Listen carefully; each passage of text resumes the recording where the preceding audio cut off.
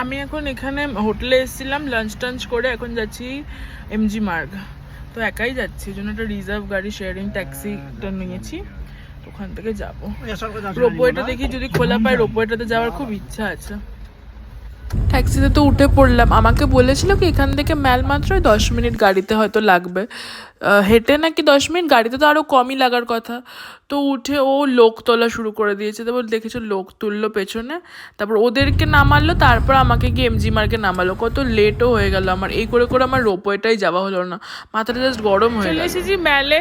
কেউ এখন রোপওয়ে যাবে, রোপওয়ে এখন অলরেডি 3:45, আর 4টের সময় রোপওয়ে বন্ধ হয়ে যায়। বাড়ি থেকে বলে আসলাম আমি রোপওয়ে যাবো বলে, তাড়াতাড়ি করে চলে আসবো। চলে এমজি মার্গে দেখবে, গান্ধীজি স্ট্যাটুটা ওখানে আছে।